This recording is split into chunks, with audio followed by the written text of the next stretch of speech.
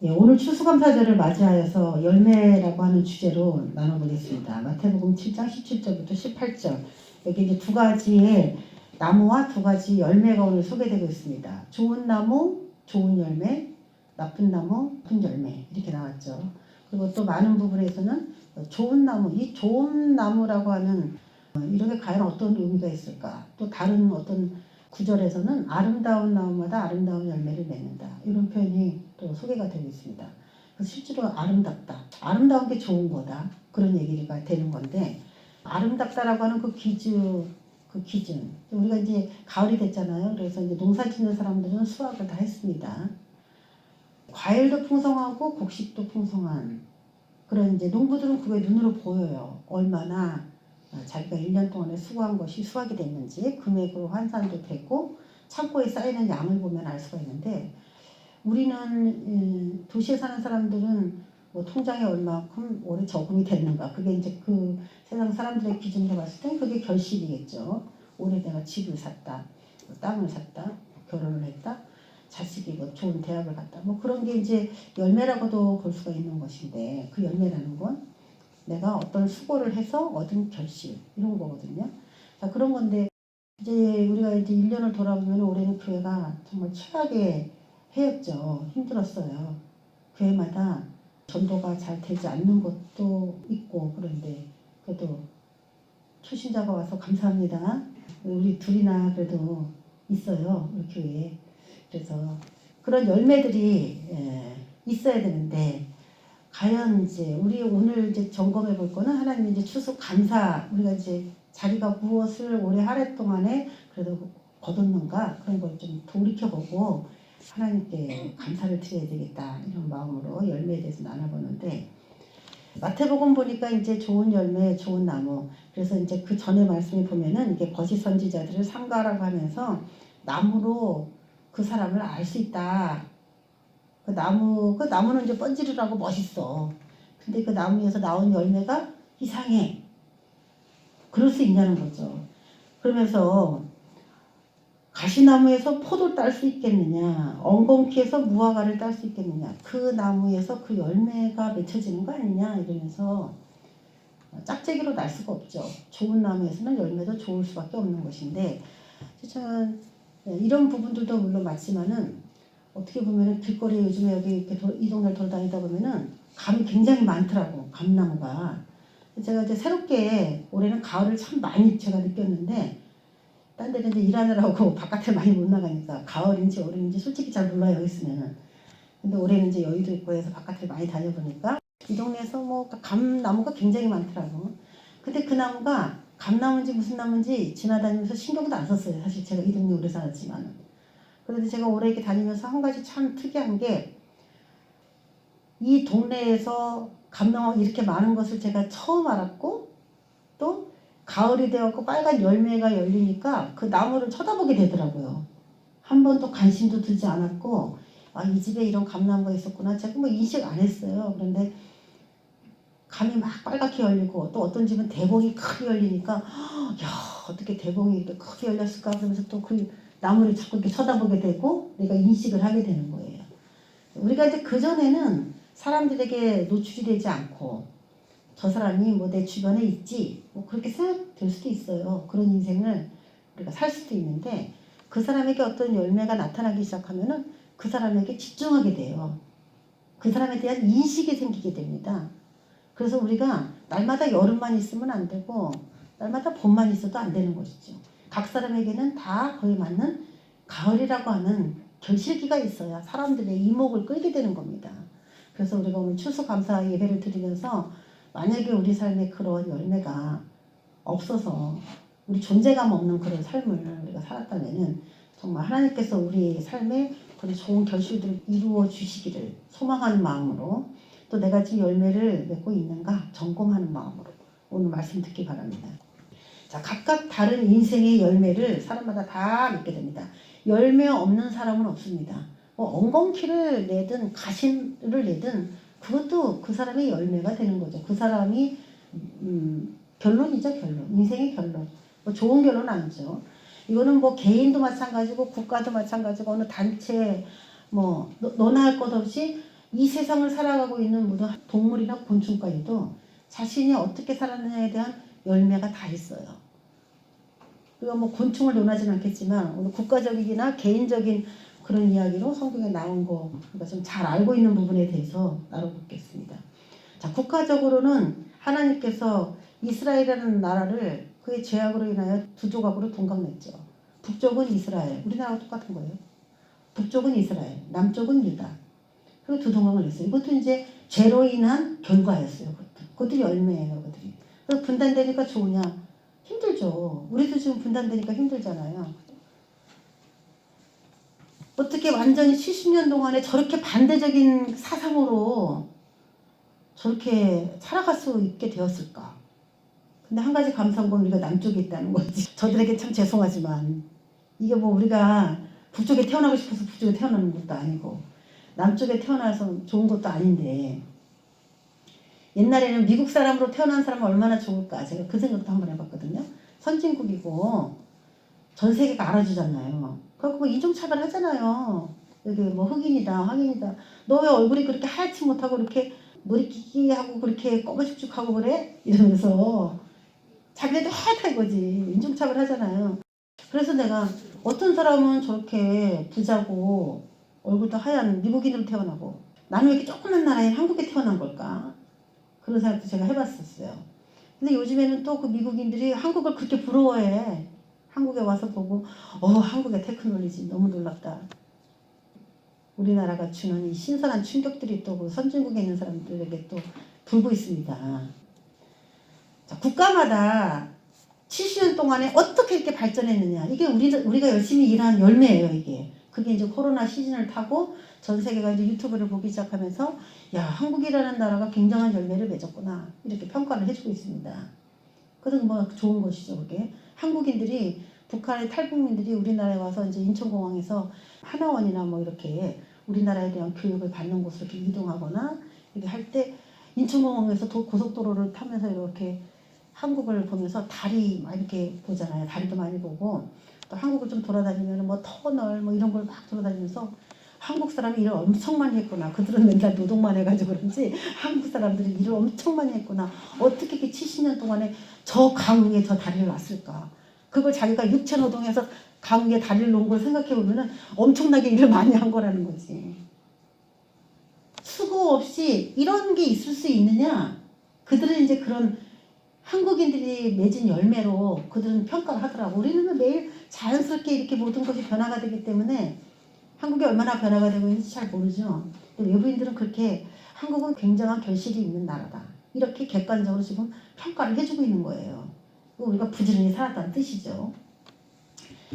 자, 이스라엘이 두 조각 나고 북은 이스라엘을 북이스라엘이라고 부르고 남쪽은 남유다 아니면 뭐 남쪽도 이스라엘이긴 하지만 구분을 짓기 위해서 유다라고 부릅니다. 유다 지파가 내려갔기 때문에 남쪽으로.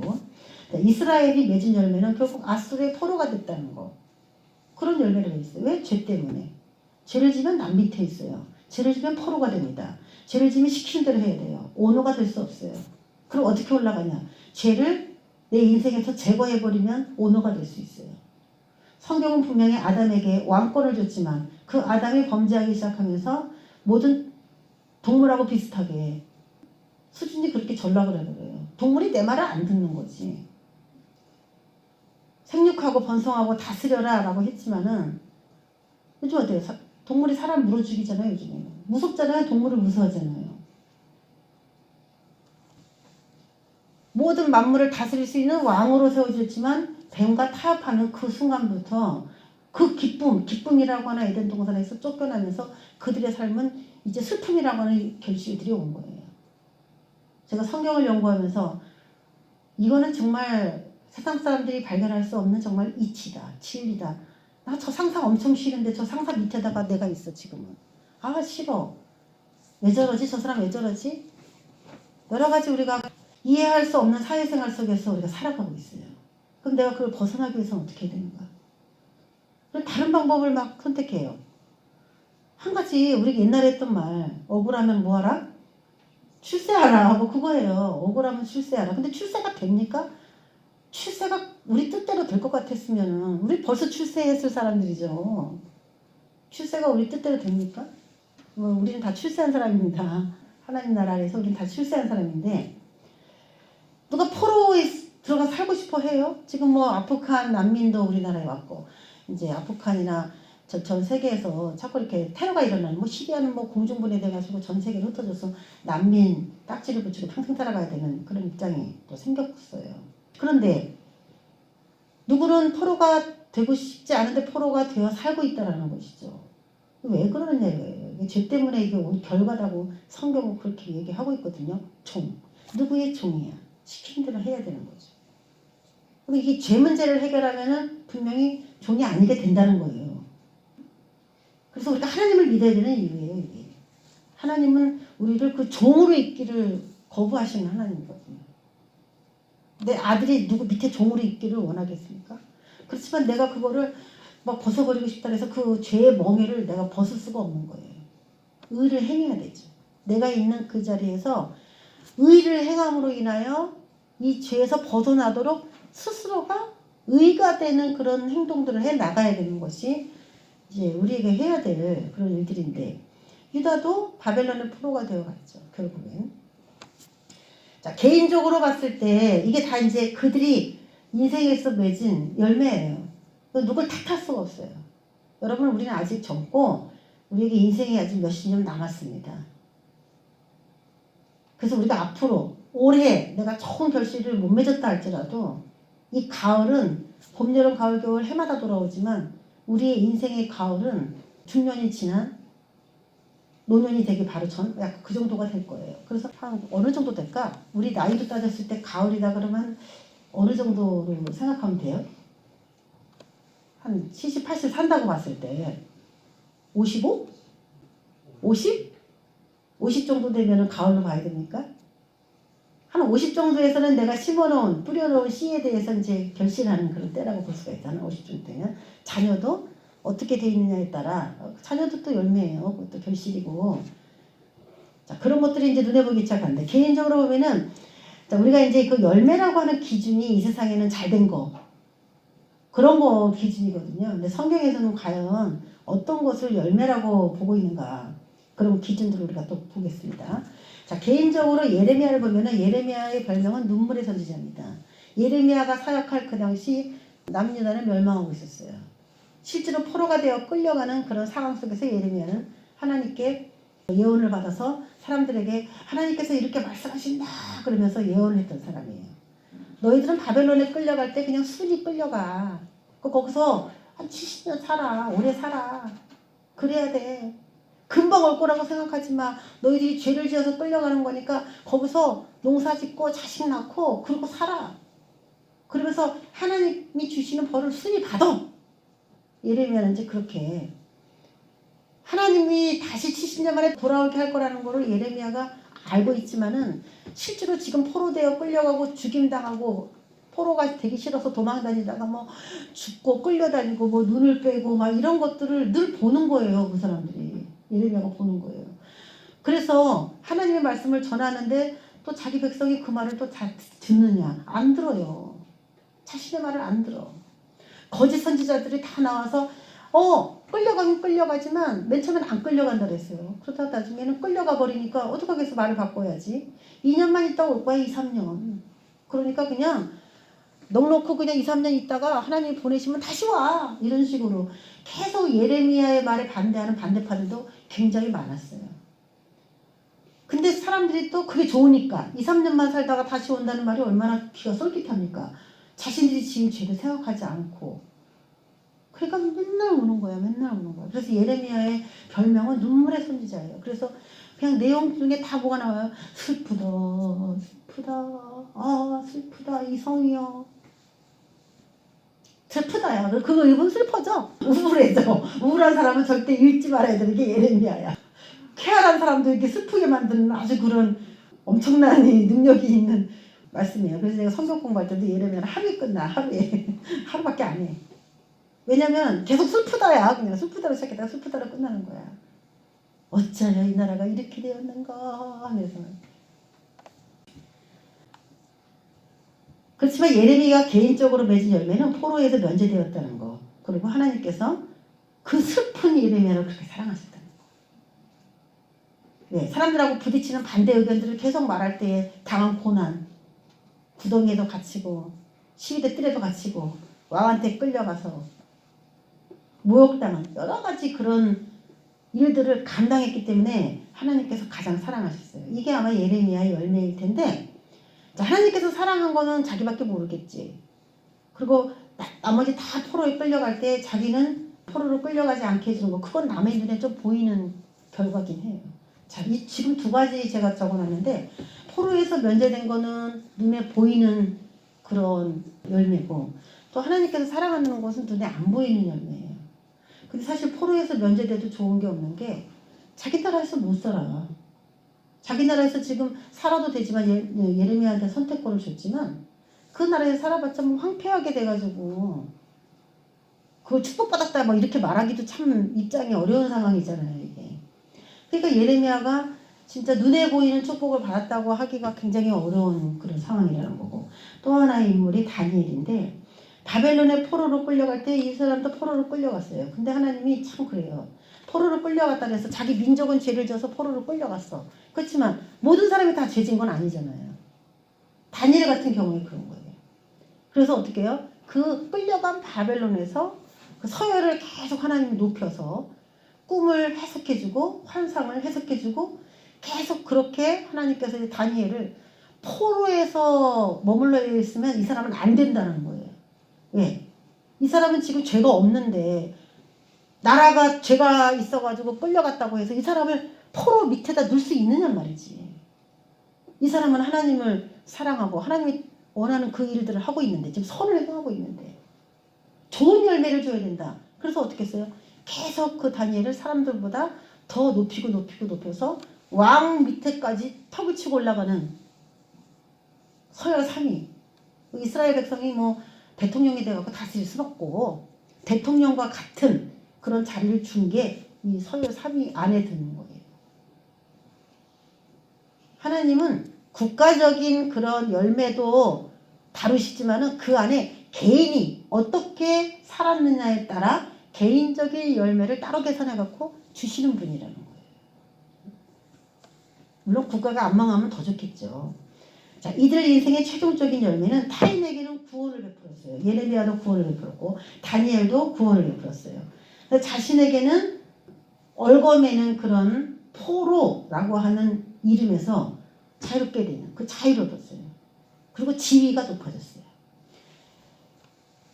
자, 여러분에게 이제 이걸 접목시켜서 생각해 보세요. 내가 타인에게 구원을 베풀고 자신에게는 자유와 지위의 향상 이런 것들이 오래 있었다면은 참 우리가 신앙생활을 잘 했다라고 볼 수가 있어요. 자, 또 하나의 인물을 제가 소개하자면 신약으로 가보자면은 세례요한이에요. 세례요한은 사람들을 요단강에다 불러서 다 세례를 준 사람이에요. 예수님의 오실 길을 예비한, 예수님이 이제 조금 있으면 오시는데 사람들이 죄가 있어서 예수님을 받아들이기가 어려워.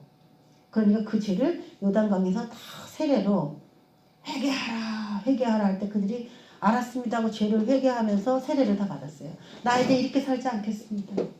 하나님의 뜻대로 살겠습니다 하면서 세례요한에 의해서 그렇게 세례를 받았어요. 그렇지만 세례요한은 어디 갔어요? 헤롯 왕에 의해서 감옥에 갔어요. 결국 못배임을 당했는데 왜 그랬느냐? 그 당시에 왕이 헤롯 왕인데 헤롯 안티파스인데 그 헤롯 안티파스가 지금 뒤에 여기 나오긴 하죠. 그 동생 헤롯 동생 빌립이라는 헤롯 빌립 그 동생이 있는데 그 아내가 헤로디였어요. 동생의 아내예요. 그 동생의 아내가 너무 보니까 자기가 좋은가 봐. 그래서 이 동생의 아내를 자기 아내로 데리고 왔어요. 그거를 이 세례 요한이 지적했어요. 그거 죄다. 너 음란죄다. 그렇게 얘기를 했더니 잡아 가뒀어요. 감옥에. 자, 막상 이렇게 되면은 열매가 별로 없는 것처럼 보이죠. 세례 요한이. 그리고 나중에 목배임 당했어. 우리가 살아생전에 어떤 열매를 얻은 사람도 있지만은 제가 이렇게 쭉 적다 보니까 이 세례 요한은 남한테 내세울 게 하나도 없는 인생을 살았어. 광야에서 맨날 메뚜기하고 석청 그거 먹다가 사람들을 세례주고 그 아주 거칠거칠한 옷 입고요. 세례주고 광야에서만 살았어. 광야. 거기 햇빛 가려줄 나무도 없어요. 완전히 그냥 벌판이야. 그런 데서 그냥 굴 파가지고 살고 그랬었어요. 그러다가 결국은 굴 파서 사나 감옥 가나 뭐 세례요한의 입장에서는 비슷한데 그렇게 살다가 그 하나님이 나중에 딱 꺼내갖고 야 인생의 열매가 뭐 최고구나 이렇게 하면 좋은데 목을 베어가지고 올해는 또 그래 이렇게 살아생전 진짜 사람들에게 내세울 게 없는 이런 열매를 가진 사람이 또 있을 수 있을까 싶을 정도로 세례요한은 눈에 보이는 열매는 없어요. 근데 우리가 이제 추수감사절이라고 자신의 이제 그 열매를 자꾸 이렇게 떠올리다 보면은 자꾸 눈에 보이는 열매만 찾게 되고 우리도 남한테 저 사람 눈에 보이는 열매가 있구나 그걸 또 쫓아가고 그걸 추앙해요. 우리도 그렇게 싶거든요. 그리고 내가 눈에 보이는 열매가 없으면 우울해집니다. 세례요한 같은 사람은 아닌데 근데 하나님께서는 이 세례요한을 여자가 낳은 자 중에 가장 큰 자다라고 얘기했어요. 여자가 낳은 자 중에 가장 큰 자. 그것도 그 헤로디아가 자기 딸 살로메를 시켜가지고 헤롯의 생일날 막 춤을 추고 너무 기쁘게 했어요. 아버지를 살로메가. 야 너 진짜 춤이 너무너무 내가 황홀하다. 내가 널 위해서 소원을 뭐 들어줄까? 딸한테 그랬더니 헤로디아의 딸이죠. 불륜해서 낳은 딸. 그랬더니 엄마가 시킨 거예요. 세례요한의 목을 달라고 그러세요. 목을 달라고 얘기를 해라. 그래서 결국은 헤롯이 세례요한의 목을 베게 된 거예요. 그러니까 그 헤롯도 나쁘지만은 헤로디아도 똑같은 거야 둘이. 그렇죠? 남편이 있는데 자기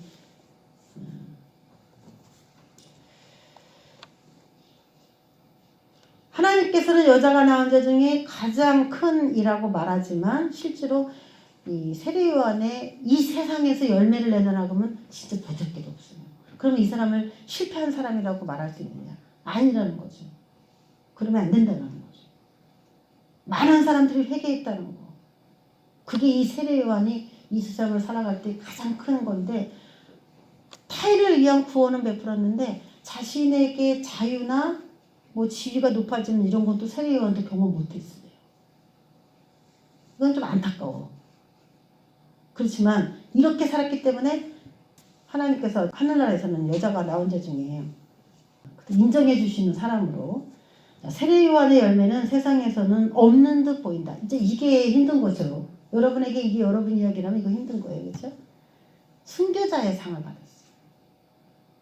그래서 대우가 다르겠죠. 하나님의 입장에서 보면은 자, 이 세례요한을 문제 삼았던 헤롯 안티파스 부적절한 결혼을 한 거죠. 그리고 세례요한을 감옥에 가두고 그의 딸로 인해서 요한을 사형시키고 자, 어떻게 보면은 인생에 있어서 최악의 열매를 맺은 사람이 얘다 이렇게 볼 수가 있어요. 헤롯 안티파스. 또 우리가 잘 아는 비슷한 사람 바로왕.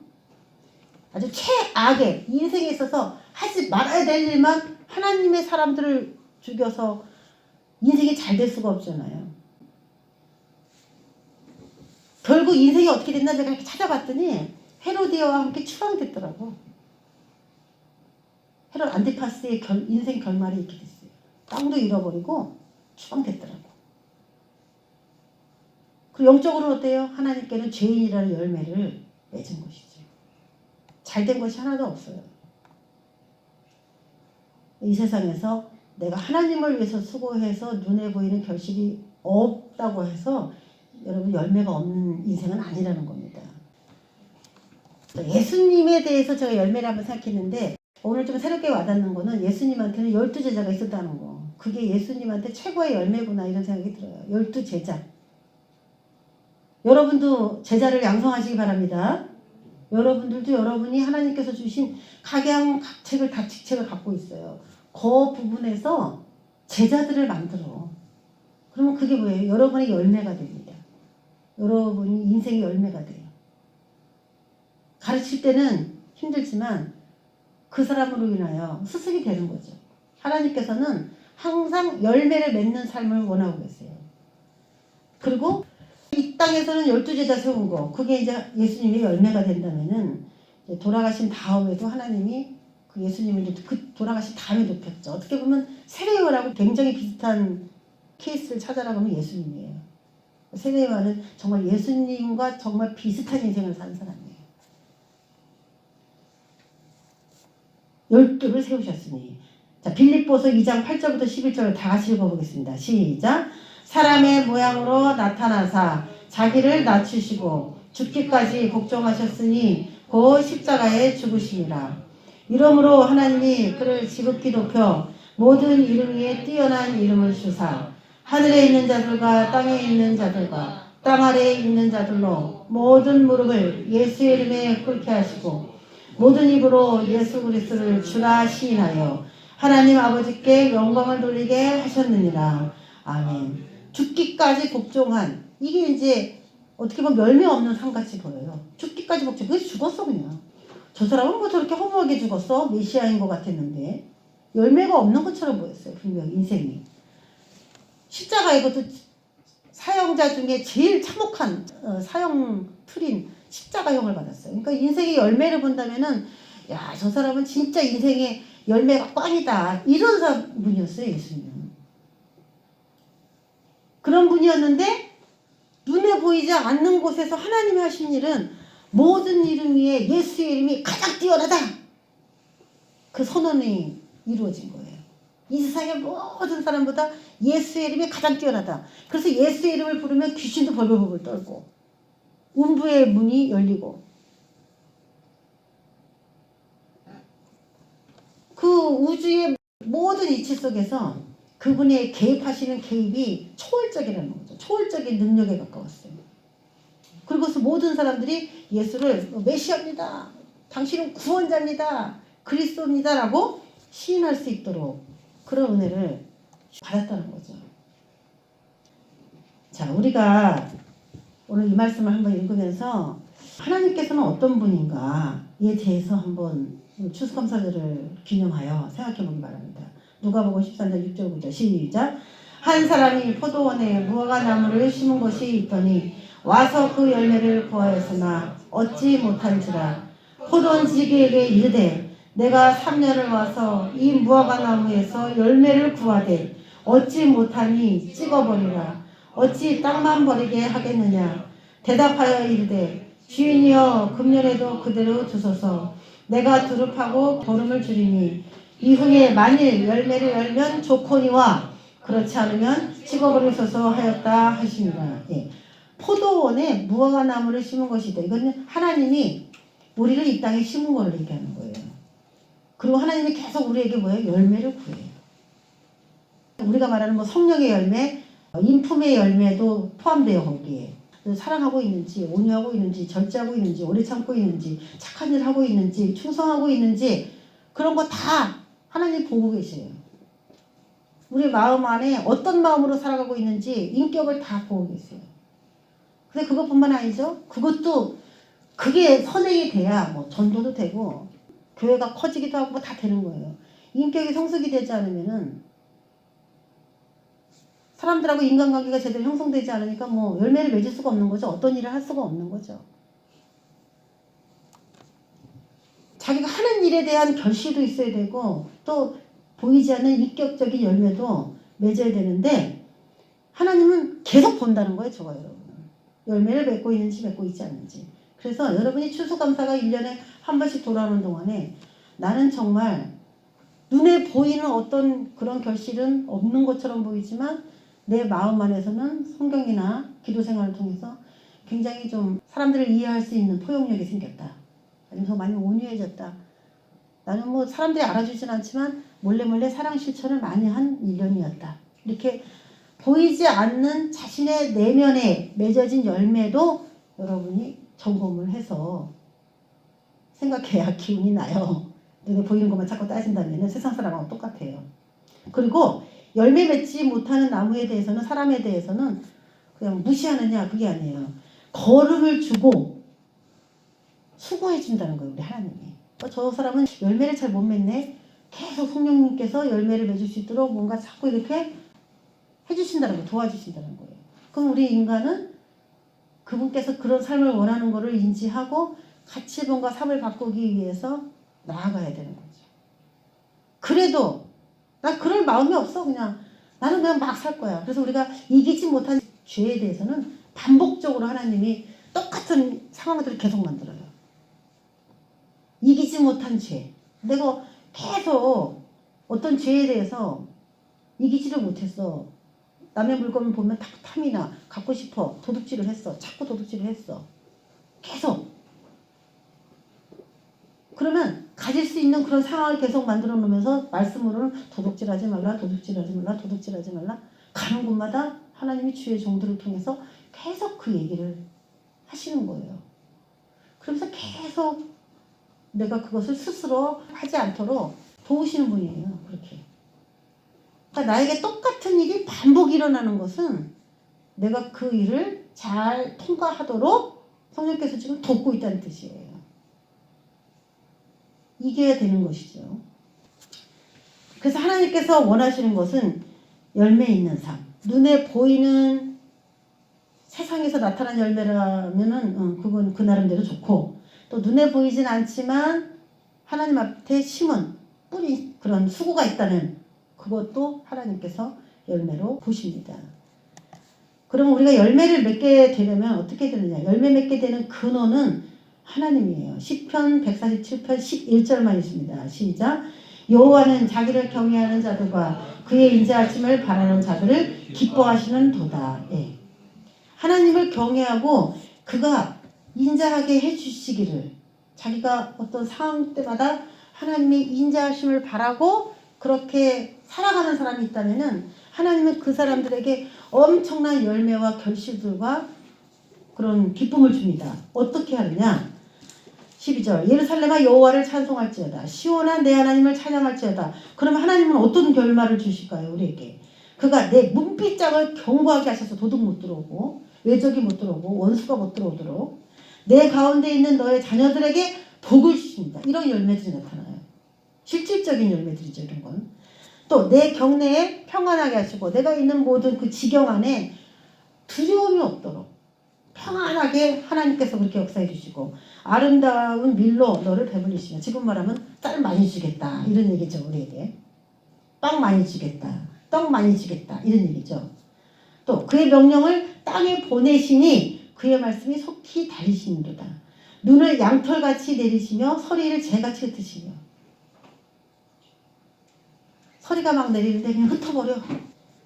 우박을 떡 부스러기같이 뿌리시나니 누가 능히 그의 추위를 감당하리요. 그의 말씀을 보내사 그것들을 녹이시고 바람을 불게 하신 즉 물이 흐르는도다. 하나님이 얼음도 녹게 하시는 분이고,